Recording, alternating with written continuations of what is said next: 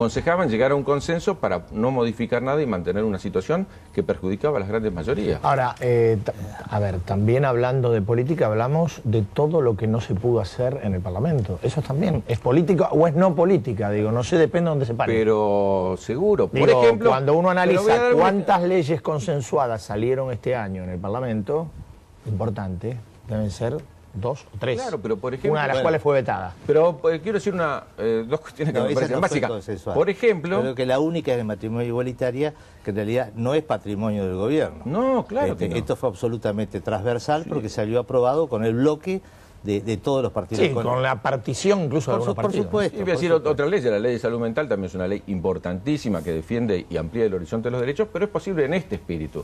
No era posible... Glaciares también salió con salió nuestro voto. No, salió con nuestro voto también, nuestro jefe de Senado. bloque, Pichetto, Pampuro y el Senado. entre otros senadores decidieron que eso saliera, porque se salió por 2 votos, así que cualquier voto nuestro no lo hubiera permitido. Pero quiero decir, nosotros no pudimos votar la semana pasada consensuadamente los ascensos de los militares, después de haber hecho un escándalo a principio de año, porque una vez el oficialismo dejó sin quórum, no tuvimos quórum para votar a los militares, hubo que levantar la sesión una semana y plantearla a la otra porque no nos daban el quórum para votar los ascensos de los militares. No estoy hablando de una ley polémica.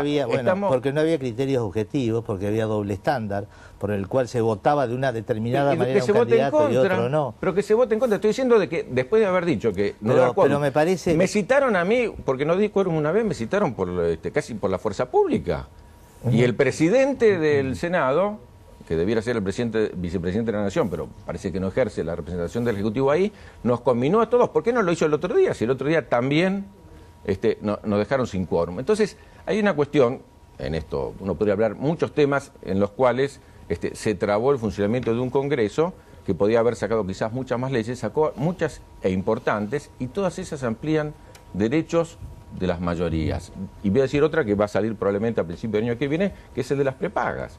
Otro tema central que nunca había sido legislado, con intereses económicos muy serios, que sería bueno que en la Cámara de Diputados se vote, nosotros decimos alguna reforma pequeña para que se pueda votar, o el del tabaco, proyecto que hemos presentado nosotros, históricamente, hace 30 años que se quiere sacar esa ley y no se saca.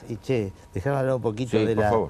No, hablando de la cuestión general, me parece que hay dos concepciones diferentes de la democracia. Daniel dice y repite muchísimo el concepto de la democracia como un concepto de las mayorías. El que tiene las mayorías gobierna, bueno, y los otros que esperen su turno hasta que el pueblo los vuelve a votar. Y en realidad, y un concepto también medio autocrático. El que tiene las mayorías, bueno, tiene que gobernar de cualquier manera. Es decir, tiene que gobernar con congreso, sin buscar acuerdos, ya, porque para eso tiene la legitimidad que le dio el voto popular. Y las democracias constitucionales son otra cosa. En realidad, la discusión y deliberación es para buscar acuerdos. La regla de la mayoría se utiliza nada más que cuando no hay acuerdos. Y por una razón. Porque cuando uno consigue determinados acuerdos, esas normas que sancionan tienen una legitimidad mucho mayor. Y el gobierno ha dado batalla, ese tinte épico de decir, bueno, las corporaciones, en normas que hubiera conseguido tener muchísimo más apoyo si hubiera buscado el acuerdo y normas con muchísima más legitimidad. En cambio, no se toca una coma, esto sale como está, y si no, nada. Esta tendencia a entender al juego democrático como una confrontación permanente, esto es malo. Por supuesto que el gobierno tiene derecho a hacerlo. Me parece que ha sido malo para el país y en realidad yo espero que la Argentina inicie un ciclo superador. Me parece que esto es una concepción deformada de la democracia, no funciona así. No, lo que es deformado de la democracia es esconder las diferencias, es llegar a un consenso que no transforme nada y mantener un statu quo que desfavorece a grandes sectores. Voy a dar algunos ejemplos claros. Pero una cosa son las diferencias. Una cosa son las diferencias, que obviamente, para eso están las diferencias, para eso están las discusiones, y que después que se diriman si no llegan a acuerdo. Bueno, pero otra es tratar de imponer permanentemente. Este es un estilo de imposición. En el manejo discrecional de los fondos públicos, en la opacidad en el manejo de los fondos. Esto es malo. Pero es malo para el país. Claro, es malo repartir recursos en función de si sos amigo o enemigo. Esto está mal. Eso no ocurre. Está mal. Aparte de que eso no ocurre, déjame decir por ejemplo, algunas cuestiones que me tocaron a mí como ministro. Nosotros lanzamos varios procesos de discusión generales como la Ley Nacional de Educación, la Ley de Educación Técnica y la Ley de Financiamiento Educativo. ¿Cómo piensan ustedes que la oposición votó estas leyes? ¿Cómo piensan que votó estas leyes? Porque fueron leyes de una discusión tremenda. Por ejemplo, la Ley de Educación Técnica, que recuperó las escuelas técnicas, el radicalismo votó en contra. La Ley de Educación Técnica estoy hablando. La Ley de Financiamiento Educativo que llevó al 6% del Producto Bruto Interno. ¿Qué piensan que votó el radicalismo? Votó en contra.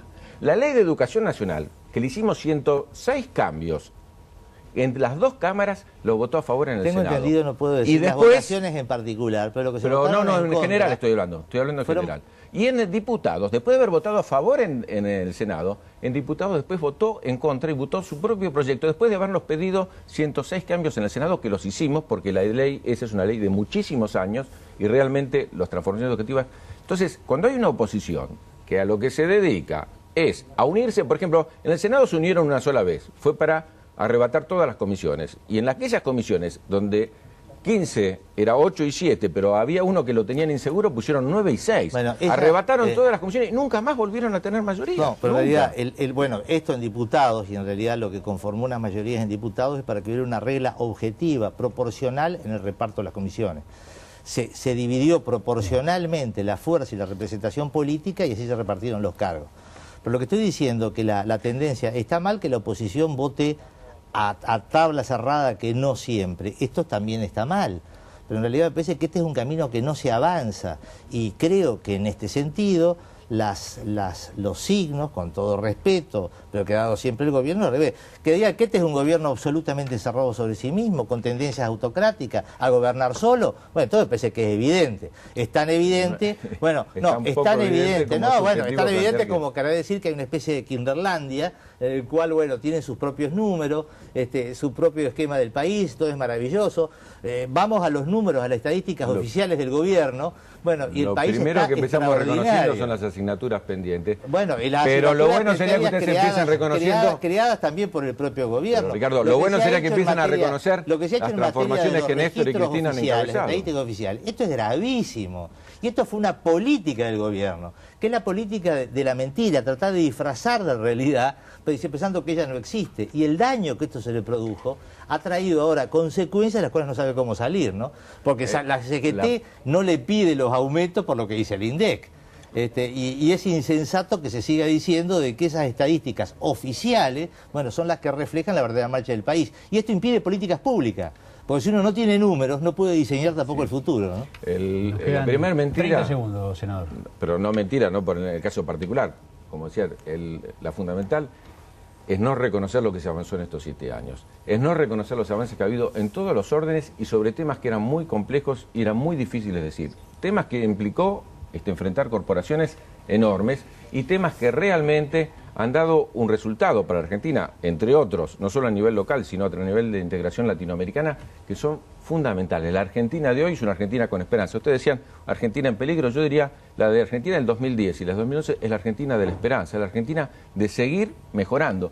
Cuando nos tocaba a nosotros estar en el 2000, 2001, 2002, cuando nos tocó estar en los 90, la única puerta de salida de la Argentina era Ezeiza. Nosotros, entre otras cosas, repartimos 800 científicos con el programa Raíces en los últimos años, porque realmente ven que hay alguna posibilidad en la Argentina.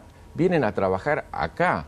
Realmente hay una posibilidad de una Argentina distinta. Se está construyendo día a día con todas las dificultades, e insisto, todavía con todos los temas pendientes que tenemos.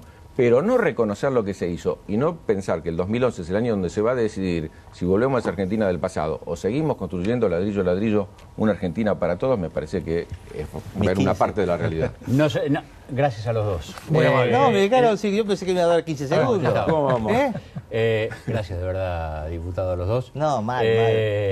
Después eran el monopolio. Ya arreglaron con el monopolio.